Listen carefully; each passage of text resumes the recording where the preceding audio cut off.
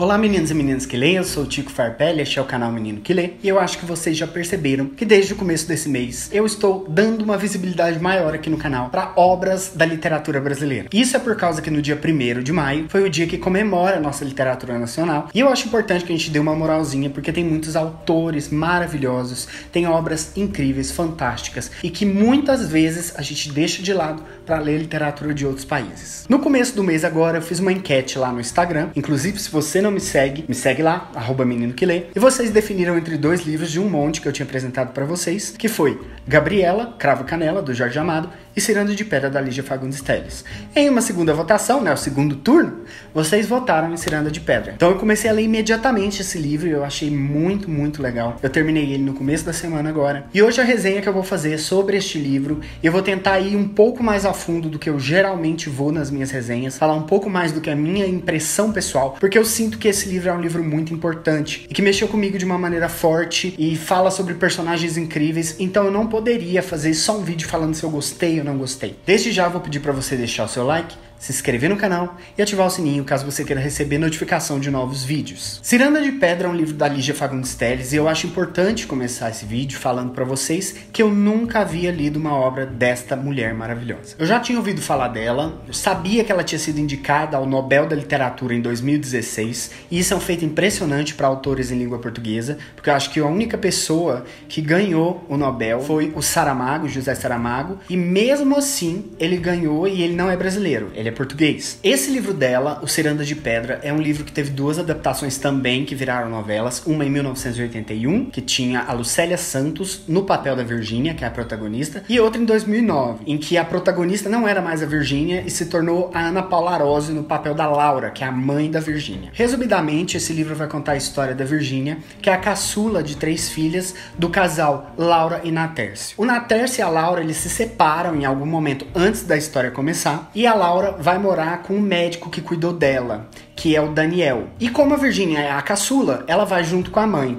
E o Natércio fica com as duas outras filhas, a Otávia e a Bruna. A história ela vai mostrar os momentos de formação da Virgínia enquanto ser humano. Ela começa com uma menina que é insegura, que tem uma dificuldade muito grande de aceitar que a mãe largou o pai, e que o sonho dela é morar na casa do pai, porque existe ali entre as duas casas, que são os cenários dessa história, uma diferença financeira muito gritante. Enquanto o Daniel, ele é bem mais humilde, e ele pega todo o dinheiro que ele tem para investir no tratamento da Laura, que tá num certo tipo de loucura, o Natércio, ele cuida das irmãs dela com tudo que elas têm direito. Ele tem muito dinheiro, a casa é uma casa grande, tem um jardim enorme, os amigos delas ficam o tempo todo lá e eles têm uma vida que aparenta ser uma vida muito feliz. O livro se divide em duas partes. A primeira, que é essa infância e começo da adolescência da Virgínia, em que ela enfrenta todos esses problemas familiares que ela tem ali, e ela descobre uma coisa que muda a vida dela. E a segunda parte é quando ela volta do colégio interno, já adulta, e ela começa a perceber que nem tudo é do jeito que parecia pra ela naquela infância dela. É um livro muito forte. A autora em si, a Lígia Fagundes Telles, ela publicou esse livro em 1954. Então você pode pensar que a sociedade naquela época era muito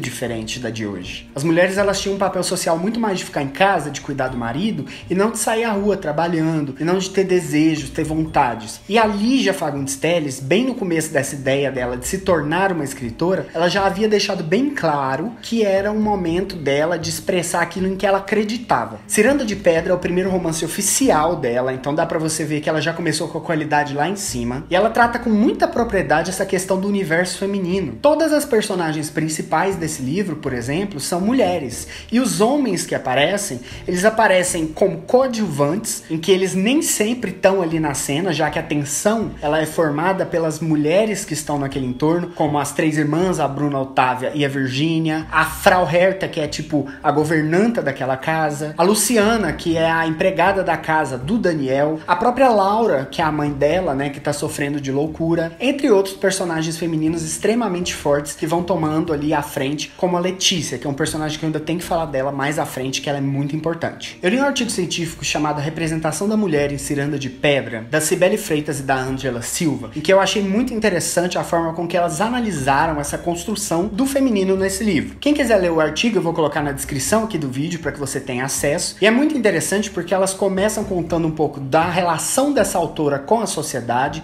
e da forma com que ela dá a entender de que ela tem críticas a esse sistema em que a mulher é servil, e como que na época em que ela escreveu esse livro, ele foi encarado como uma afronta, né, como um escândalo, já que as personagens femininas, elas não ficavam à sombra dos homens, elas se posicionavam e elas questionavam essa legitimidade desse papel social que era atribuído a elas. Haviam muito mais escritores homens nessa época do que escritoras mulheres. Quando um homem escrevia sobre as mulheres, ele colocava ela no papel em que ela deveria ser na visão deles.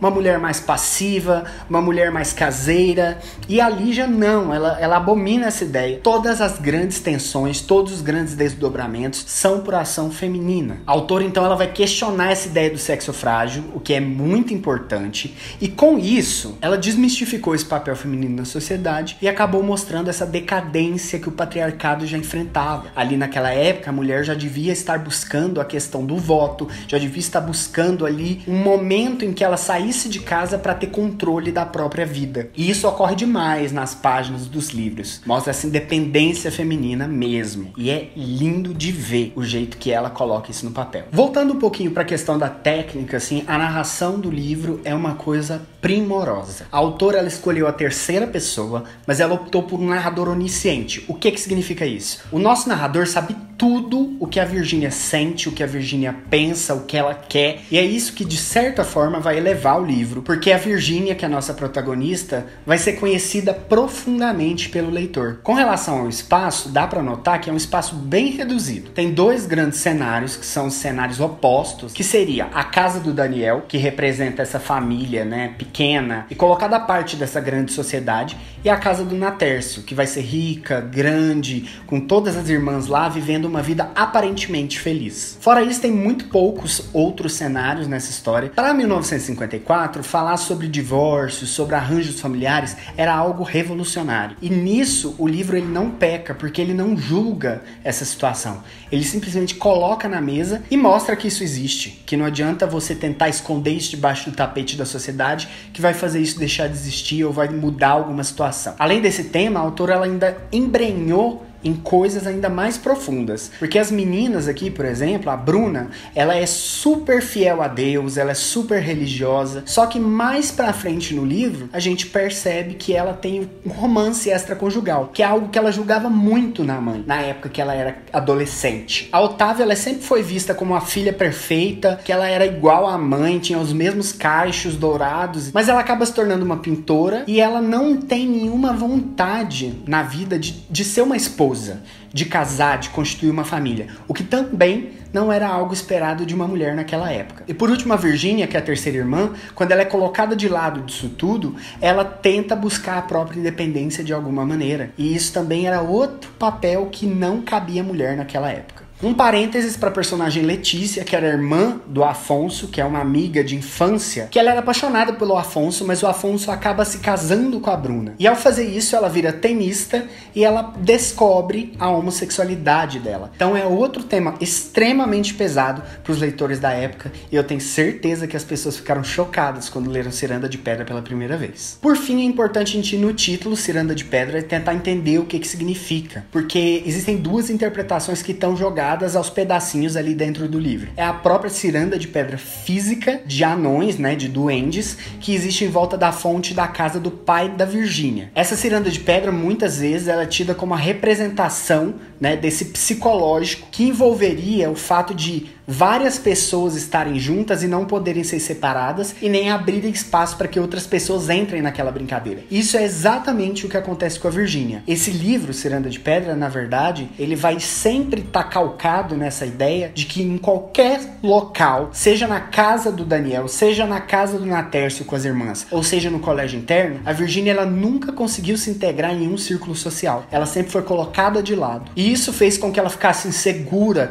e que ela perdesse as grandes grandes oportunidades da vida dela, de certa maneira, porque ela não confiava em si mesma. Ela não achava que as pessoas estavam ali prontas para receber ela em nenhum momento. No final do livro, é interessante perceber que depois da Virginia ter voltado do colégio interno, ela teve um momento em que ela começou a descobrir diversas coisas sobre aquela família dela, sobre os amigos dela e sobre aquele círculo social tão impenetrável que ela sempre desde criança quis participar. E ela percebe que a vida deles ali dentro, né, naquele momento, não havia mudado muito e eles não eram nada daquilo que eles aparentavam ser. Havia muita hipocrisia naquela família ali. E ela decide no final romper com tudo isso, só que eu não vou contar pra vocês como, porque é um final arrebatador e que vocês vão ficar sabendo se vocês pegarem Ciranda de Pedra e leem até o final. Você já leu Ciranda de Pedra ou algum outro livro da Lígia Fagundes Telles? Então escreve aí embaixo me contando um pouquinho sobre o que você achou, porque eu tô realmente interessado em saber como são as outras obras, para quem sabe ler elas no futuro. Essa é a última chance de você deixar o seu like,